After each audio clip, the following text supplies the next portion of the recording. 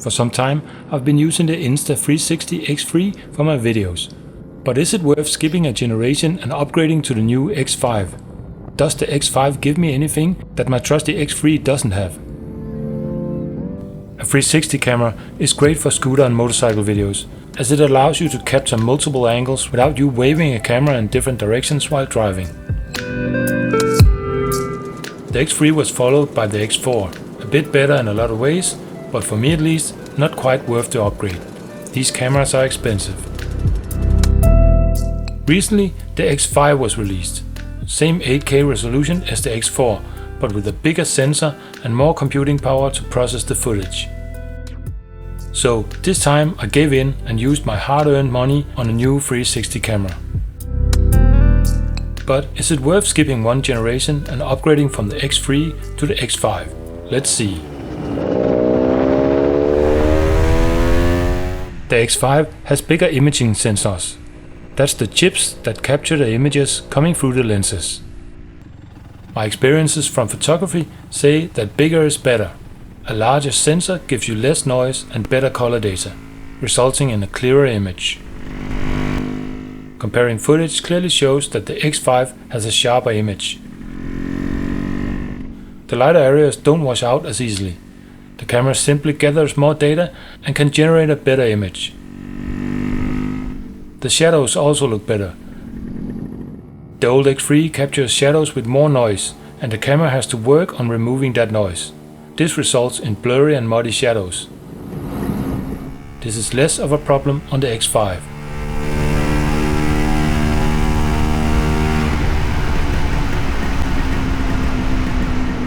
Comparing the colors on the X3 and the X5, you notice that the colors on the X3 feel a bit too warm and a little dull.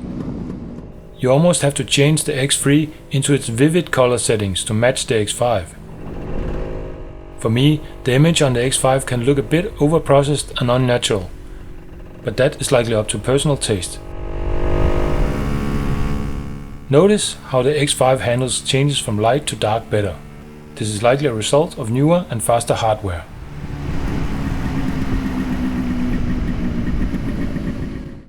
The X5 has a higher resolution than the X3. This means more individual pixels captured. Where the image from the two lenses on the X3 is saved to a 5.7K video file, the X5 saves it in 8K resolution. From this captured video, you cut out a section and wrap it out to your desired image. For example, a regular 4K image, just like this one. So even though the X5 is branded as an 8K camera, your final flat image is nowhere near 8K quality. But the upgrade in resolution does result in a slightly sharper and crisper image compared to the X3. The more you cut into the recorded footage, the more you need to stretch it to get a full final image. So here the higher resolution source is an advantage. But even with 8K you cannot go crazy. Cutting into the footage from both the X3 and the X5, you notice that the X5 image is a bit sharper, but maybe not as much as you would expect. The other way around, if you reduce the resolution of the X5 down to 5.7K, the same as the X3, the image still looks better. The image feels sharper and the colors looks better. This is likely a result of the larger image sensor. Another upgrade on the X5 is the audio. The front microphone is now protected by a shield that should reduce wind noise. A real problem when you're using your camera on a motorcycle or scooter at speed.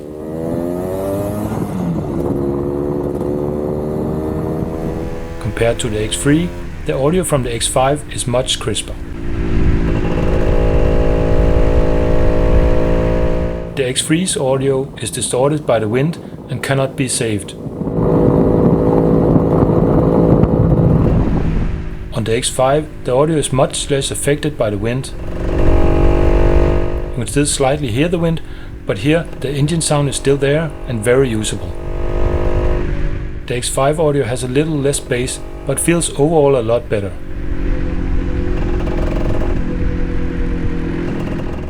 A bonus with the new X5 is its PureVideo mode.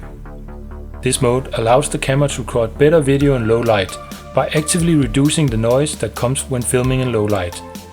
The result is a much brighter image and less dark shadows. I'm personally not a big fan of this look, as it feels like the camera is trying to make night look like daylight. But manually setting the camera to a lower exposure gives you a much more realistic night look. A new feature to the X5 is that it is now possible to change the lens glass. If you manage to damage one of the lenses, you can buy a new one and replace it yourself.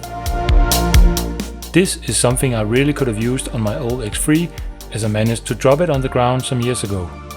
This resulted in a small scratch on the glass and a visible shadow on all my footage going forward.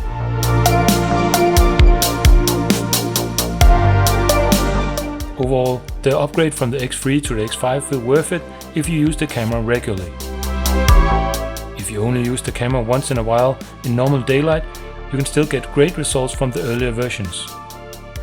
The camera itself is relatively expensive, and after the launch of the X4 and X5, the resale value of the older X3 models is very low. So again, if you just want to check out what 360 cameras can do, there's some great bargains to be found in older generations of 360 cameras now. I'm looking forward to taking the X5 on longer rides and really use it to its potential.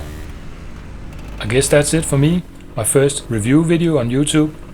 If I stumble upon something that feels relevant and interesting to me, I may do another one. But mostly I do my classic scooter videos. If you are tempted and want to buy an Insta360 camera, then please use the link in the description. This way you support me with no cost to you.